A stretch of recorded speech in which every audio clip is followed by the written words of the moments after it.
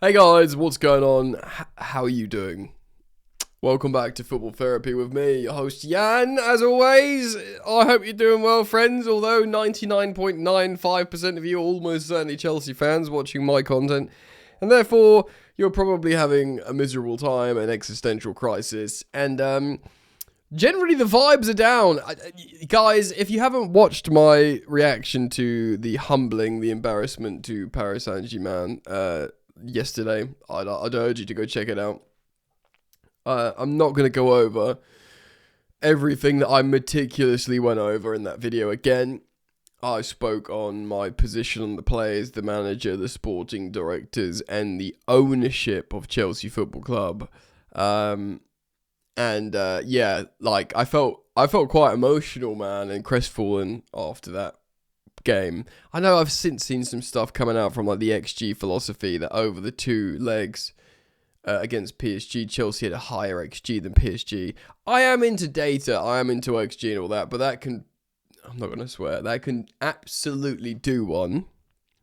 We all saw with our eyes the chasm of quality and mentality and everything involved between Chelsea and PSG last night. So do go check it out if you're yet to watch it. I'm a content creator. I like to think I like to bring information, a bit of an entertainer sometimes as well. But I was just a fan in that video.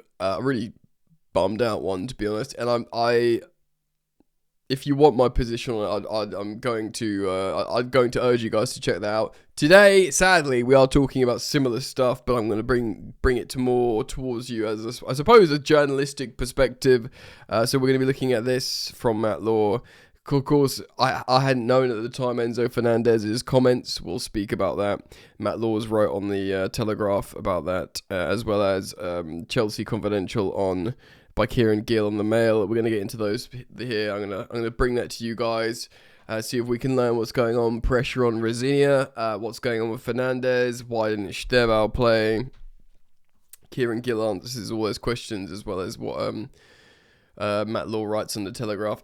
Yeah, man. So it's effed up, bro. It's tough. It is real tough, man. And I'm not gonna go over the ground I covered meticulously yesterday. I'll go watch it.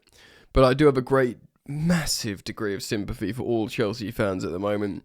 It's tough. I mean, if it's not just how we're underperforming on the pitch and how perhaps the project is looking so flawed and failing in terms of what we expect as Chelsea fans and Chelsea FC, there's all this stuff against the mainstream media at the moment, and well-respected outlets that I enjoy, whether it be podcasts, content creation.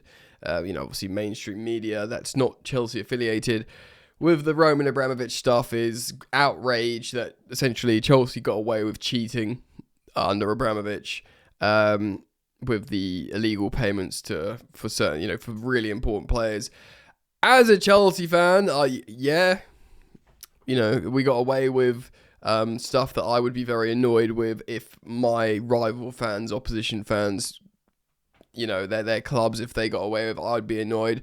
I'm fortunate, I'm grateful as a Chelsea fan that it's all above board now and we have got away with it.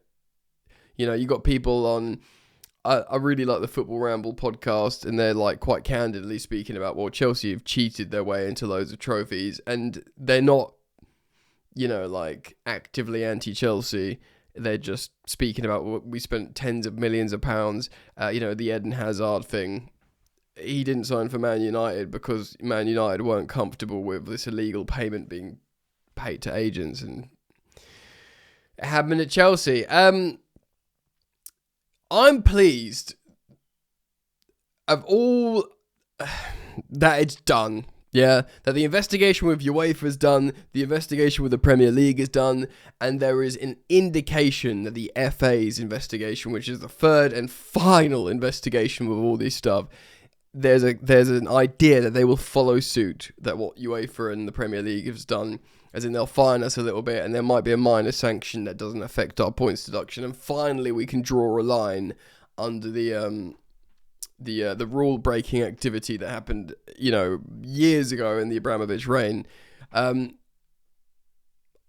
I hope because of it's been dealt with, we've been punished, and we've sort of said, yes, we've done this. Sorry, we'll take the punishment. We can just move on. People, you got Simon Jordan on TalkSport. You talk about asterisks. Chelsea have the biggest asterisks now because they've been caught cheating, all this sort of stuff. They're not taking titles away. The players played for Chelsea. They won titles. It's been such a tough 48 hours or whatever it's been for Chelsea fans, with having to watch and endure that freaking PSG match, and then all this just stuff coming out. As a football fan, I get it if I was an Arsenal fan or whatever, man. I was gonna say Spurs, but Spurs are inherently bad. But Arsenal, Man United, of course, Man City are in the courts themselves. And by the way, the fact how they've not been so transparent might not serve them well. But Liverpool, this has come out to pass now. And of course, it wasn't the entirety of the Abramovich era. It was since 2012 or something, whatever it was onwards, or 2009. Sorry, excuse me, I don't know the exact date, but the fact remains it was Mourinho came in. Mourinho won, 2 Premier Leagues back to back. And we weren't breaking any rules whatsoever. So, hold on to that. So, yeah, it's been tough for Chelsea fans and Chelsea as an institution, as to deal with the historical ramifications of these punishments and the perception from outside. Not that we've ever really cared about the perception of outside, because it's always been negative. And also, man, there's just this where we are right now as a club, as a project. As it's just as a club, and I'm going to get into it. I mean, it's not done any wonders for my health. I'll be real, man. I'm a diehard Chelsea fan. I work covering this. I just inherently, just for being a Chelsea content creator and Chelsea not doing well, I get abused. Not even for doing anything wrong. I try and help the situation. I try and make people feel better. I try and entertain people, That's my vibe. I try and be a feel-good guy, and I still get so much negative stuff. But it comes with the territory. You got to take the rough with the smooth, as it were. And there's a lot of rough right now. And despite maybe even people giving me abuse that I think is unfair, I understand where it's coming from, and people are just upset and angry, and to be honest, they're right to be. I'm not going to cover the Abramovich charges anymore. That's riddled all over the mainstream media. I've acknowledged it as a Chelsea fan. I say, yeah, well, we've paid the fine, we've self-reported the stuff, and we've moved on, and everything's going to be above board from now on. We still had good players that played really well, and it's probably and allegedly nowhere near what Man City have done, so there's that. Right. So we are covering these stories today on Chelsea News. Gentle reminder to, if you are interested in my content and my commentary on Chelsea Football Club, to subscribe if you want to, and hit the bell if you choose to. Of course, all these pieces of content are available in podcast format, simply by searching Football Therapy Podcast on your provider, probably Spotify or Apple Podcasts. And I do appreciate your 5-star reviews and follows on the podcast apps. You don't have to do what you want ultimately, and I understand it's tough right now, man. You don't have to hear me calling for your support, and I don't expect for anyone's support at the moment. But if you want to, right.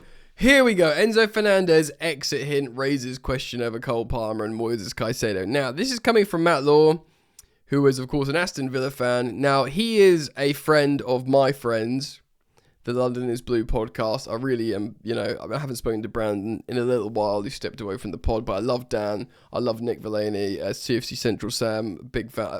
Really love them all. They get Matt Law on all the time. I do think Matt Law is a good journalist. He's got good information, but he has no allegiances to Chelsea, and when it comes to it, he will speak quite comfortably against our club. He spoke about the arrogance of, Fernandez, who, by the way, incidentally, we're going to talk about in negative reasons here, pointing to the World Champions badge when we scored against PSG. no issue with that. You won a trophy deservedly. You get a badge for it. You're allowed to point to it, especially if you're like a young player. The fact how you'd criticise that, I really dislike from Matt Law. But doesn't take away the fact that I do think he's got good information with Chelsea. Certainly he gets briefed, and therefore it's relevant for us to analyse. He writes the following: perhaps it was the heat of the moment. Perhaps he did not consider the potential significance of not shutting down the question. Or perhaps Enzo Fernandez became the first star signing of the Clear Lake Capital Todd Boehly era to take the first step towards breaking the ranks. You would have seen this, guys. He was asked by ESPN Argentina about if he's going to be at Chelsea next season. And he wearing the captain's armband, no less, on the night. He didn't definitively say, yeah, what you would have expected, right? I'm going to say this now. We'll read into this, yeah. I hated this from Enzo. Because although I've got no faith in the project right now, and I'm so disappointed with everything, he is still captain of a big club, Chelsea, yeah? I'll tell you what, he's been no angel constantly, Enzo. And to be wearing the captain's armband, if someone said, look, he didn't even have to be like, I pledge my allegiance to Chelsea forever. I am Chelsea, they pay me a lot of money, they believed in me, yada, yada, yada. All he could say was, I'm not answering that. Look, it's a tough time, let's move on. But the fact how he says, let's see after the World Cup, he opened a huge door of speculation. And when you wear I was just, it's such a bad look. I mean, you'll have some Chelsea fans saying, well, don't blame him. In fact, it might be good. It might show this ownership and this sporting, hierarchy that they're failing. And yeah, maybe players should say stuff like this and it will do some good.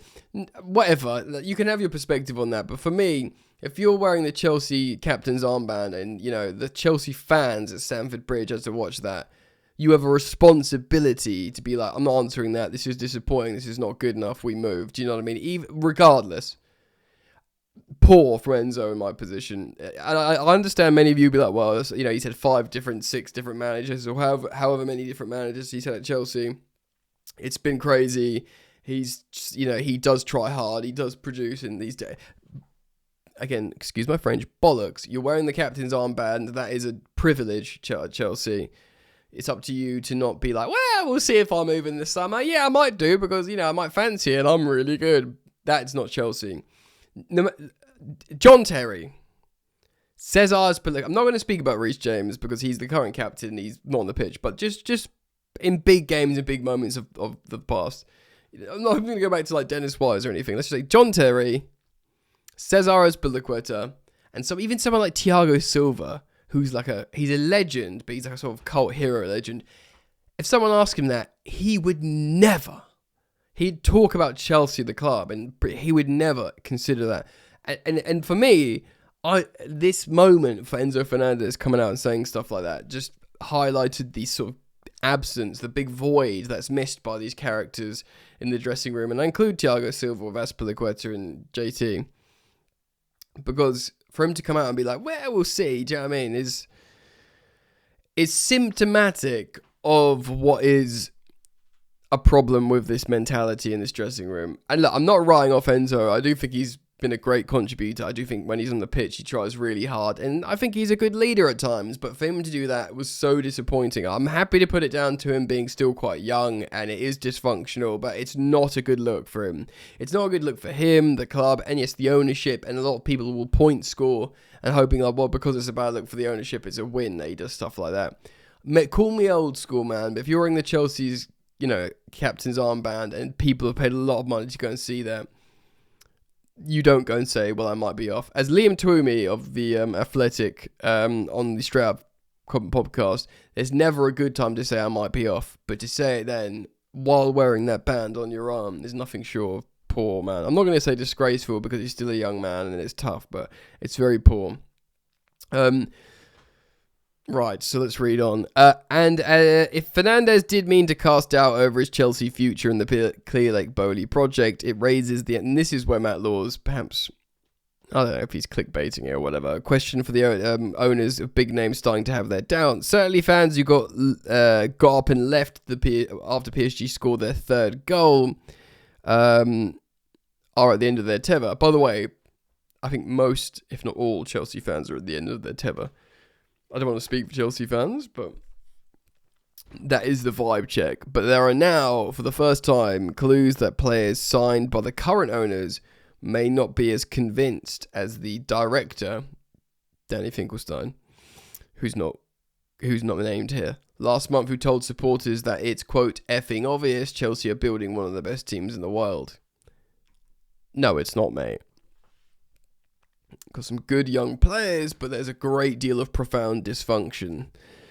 Chelsea's owners are proud of the fact they've never sold a player they did not want to, including academy graduate Levi Colwill. Of course, they signed him down to a long deal after Liverpool and Bayern Munich were interested. This is me speaking, not Matt Law. Let's continue. But their resolve over the likes of Enzo Fernandez, Cole Palmer, and Moises Caicedo, all star players that they have signed, have never been tested, which is very true. They hope that remains the case, and it's worth considering that Chelsea can still finish the campaign with a trophy, the FA Cup, and make the Champions League participation for next season through league position. He says that, and that's all true, but we are looking very poor at the moment. That's inescapable, like to the point where possible implosion and collapse for the rest of the season. That's my opinion, but I am worried. But Fernandez appears prepared for the doomsday scenario of missing out on both targets of leaving the door open for a potential exit when ESPN Argentina, if he could guarantee he would stay at Chelsea. He said the following: I don't know, there are 8 games left in the league. The FA Cup, there's the World Cup, as in nothing to do with Chelsea. I'm off to the World Cup, mate. And then we will see if I will stay at Chelsea. Twice in 6 days, details of head coach Liam Rosenior's team selection for the PSG game leaked into the French media. So a France player leaking team news. Team news can become public for a number of different ways, and there's no evidence to suggest a Chelsea player was responsible for the leak. But the owners only need to talk to those in charge of Man United to find out. Problems in the dressing room, of course. There was a big speculation that it was Garnacho. I don't see any reason why Alejandro Garnacho, who's trying to rebuild his career, would do that at Chelsea. Fofana's demotion to the bench was at the centre of the second team news, and he was smirking on the side. Look at this from Matt Law. I know you guys aren't happy with Fofana. He was talking to his French-speaking teammate Lavia. He's talking, and there are, for a 90-minute game, Matt Law's trying to make an insinuation here that Fofana's been leaking the freaking team news to the French media. He does say that may be unfair on Fofana. Yeah. I'm going to keep my cool here. Who may be captured in a split moment, but there's evidence in the way that he's played recent weeks that he's not been fully focused on his work. He's been playing like trash, let's be real. But that doesn't mean he's been leaking. Like, he doesn't want to go. But he also, what Matt Law probably doesn't understand is Wesley Fofana is a Marseille fan. He hates PSG. He wants to play for Marseille again if he ever leaves Chelsea. I don't know. I'm not going to say Matt Law's not done his research here, but to suggest that he would be doing that in this instance is I think is unlikely. Let's read on. We've got plenty to get through. It's going to be a long piece of content, guys. I apologise for those of you who prefer short form. Rosenior and the club have repeatedly dismissed claims that Palmer is pinning a move back to Manchester, and Chelsea continue the forward to be untouchable, part of the untouchable players. But we're yet to hear from Palmer himself. I mean, Palmer himself did say people talk a lot of S-word. Palmer is certainly not playing like the man who is content with himself and everything around him. I mean, he's been in poor form. He probably won't get into the two-core England squad now, you'd have to say. Excuse me. It's worth considering who Palmer might blame were he be to the shock omission and Chelsea were to miss out on qualification for the next season's Champions League, which would be the worst-case scenario for him as an individual. Would he look in the mirror? As in, I've not played well enough to get into Tuchel's squad and put Chelsea into the Champions League. Or would he look at the people at Stamford Bridge? Palmer was rewarded with a new contract 2 years ago. Excuse me. Which means Chelsea are in control of his destiny till at least 2033. Bloody hell. A return to Manchester would be easier said than done. Fernandez referenced the next 8 Premier League games, and those could be crucial for whether the players become unsure of their futures. Chelsea claim Reece James has moved on to their incentive-based model after signing a new contract. James is the perfect poster boy for the Chelsea project, but the club cannot simply count on the following his lead. Yeah, the idea is that he lowered his wages to sign a longer deal to commit his future to Chelsea. Matt Law speculates about Caicedo and Fernandez and their future here. Whether Real Madrid, United, or any team could afford Fernandez, Caicedo, or Palmer, even if Chelsea reluctantly opened themselves up to offers, is highly debatable. But trying to keep an unhappy star players, rarely ends well, which is why the owners need to convince them that their project can satisfy their ambition and financial demands. I mean, when you say financial demands, they've signed their contract, so they don't need. They signed, it'll be incentive based. You're not in the Champions League, you get a 25% pay cut. But they probably signed that contract not thinking, well, we're never going to be in the Champions League again, so how am I going to get this extra 25%? Getting the fans who walked out early on Tuesday night back on the board may be a lost cause because Chelsea's owners simply cannot afford their star players to give up on them.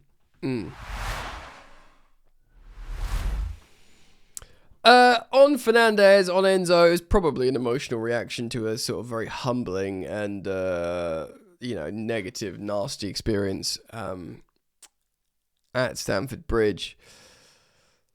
Enzo is an emotional guy, he's emotionally led. There'll be many of you watching this or listening to this that think, you know what, Palmer's untouchable, Caicedo's untouchable, Stevao looks like he's going to be amazing. There's still a lot of people that think, look, if Real Madrid want to pay £120 million for Enzo Fernandez, he can go. There are many Chelsea fans that think that. And there'll probably be Chelsea that thinks that. If Chelsea think they can make even like a book profit on Enzo, that they'll consider, especially if he's not entirely happy. But I need to my position on it is it wasn't a great look for Enzo. I'm gonna sort of give him the benefit of the doubt for the emotional time because I was hella emotional as well. I still am really. But it's not a great look for the guy wearing the captain's armband after a big Champions League home loss of Chelsea captain to say stuff like that. Very, very poor optics indeed. Kieran Gill, who's well informed as well, wrote on the Daily Mail, which is Chelsea Confidential. It's another paywall article. He speaks about Enzo Fernandez, he speaks about Stevao, and will the Blues sign experienced players, which of course is a huge criticism of the current ownership. Chelsea's Champions League humbling by Paris Saint-Germain has left them just the FA Cup and finishing in the top 5 for the rest of the season. The 8-2 thrashing by the reigning European champions was a marker of how far back the Blues are in the elite tier of clubs after reaching the 75th minute mark in Paris level. Yeah, it all went wrong from there away in France.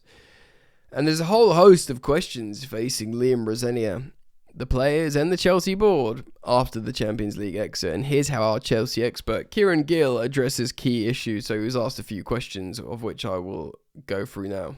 Again, this is going to be a long video, gang. Is Liam Rosenior under pressure? The answers are the following. The suggestion on social media, largely originating from accounts abroad with big followings on their transfer tales. Okay, Chelsea aggregators on X catching strays there, has been that Chelsea's hierarchy are losing patience with Liam Rosenior. When checking these claims, it has been insisted that we should take no notice of such speculation. And this isn't the case. Rosenior was appointed 2 months ago. He signed a 6.5-year contract. Pause. Means nothing, bro. They gave Potter a long-term contract and sacked him after 7 months. It means nothing. We are told he maintains a good relationship with those upstairs at Chelsea, and he did when managing Strasbourg. Agents of the players say the squad like Liam Rosenior and behind him. I do think that's true. From my understanding, that the players do like him. Of course, the ownership like him. He's a company man, but it doesn't mean anything if he fails. If he fails, if he doesn't win games, no one will care anymore. Just like fans, the players will be like, well, this isn't working. When Rosenior takes his pre-match press conference for Everton at 1:30 p.m. tomorrow at time of recording, I imagine he will stress how much they have to fight for the season still. Co-owners Badalik Barley and Todd Bowley were both at Stamford Bridge for the PSG clash on Tuesday. Bowley's not a regular attendee at matches, but made sure to be there for that one. What he witnessed was a disastrous night to end a disastrous week. There can be no denying that. The Champions League is where the club wants to be. It's a primary target. It's been there since the season started. And they are in the chase for the Premier League, for qualification, of course. What would happen to Rosenior if Chelsea missed out on the Champions League? Not a clue. Great! That's helpful. No point on pretending otherwise. That would be a question for answering if and when that were to happen. And obviously Rosenior and Chelsea hope it will not. Well, we will see what happens. A little bit more on Fernandez to follow up, of course, from the previous article. Chelsea's vice-captain, of course, dropped an odd hint that he's open to leaving the club in the summer from switching agencies from the Elegant Game in December. He joined the Elegant Game, which is his new agency, shall I say. He gave the interview to ESPN. He says, look, we said that. We'll see, basically. But Chelsea open to selling Fernandez? I haven't heard that's the case as of yet, but then I haven't heard he's one of their untouchables. The freaking untouchables, man. Either. We talk of player power now, but his contract still has 6 years to run. That gives Chelsea an awful lot of power too. Who could afford the 25-year-old Argentinian midfielder? PSG, of course, they were interested. Apparently, he's not interested in them. He might be now after watching how good they can play. And Real Madrid, who we understand, this is me speaking, not Kieran Gill, that he would be open to Real Madrid. There's been no formal approach as of yet. So let's talk about Esteval. Why was he not used against PSG? I actually wrote in the article about the morning how the team news leakage is nothing new, how often information swirls around on match days and reporters regularly do not use what we are told for a range of reasons. Just as Chelsea were kicking off their second leg at PSG, I received a message to say it was unlikely Esteval Willian would be used, despite making the squad for the first time. That's interesting.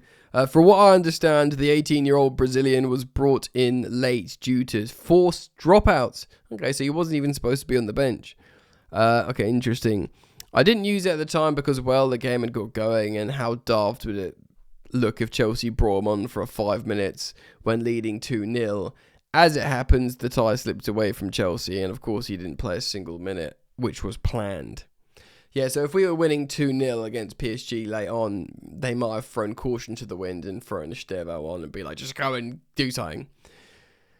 Right, why is Rosenior trying new tactics at this stage of the season? Would it be best to leave it as it is?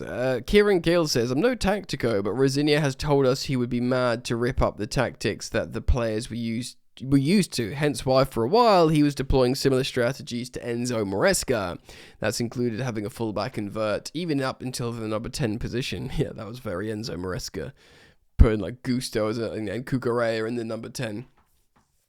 Maybe now that Rosenior has had some time at Chelsea, and finally a week without a midweek match, he wanted to introduce his own ideas, that he caused some confusion on the pitch.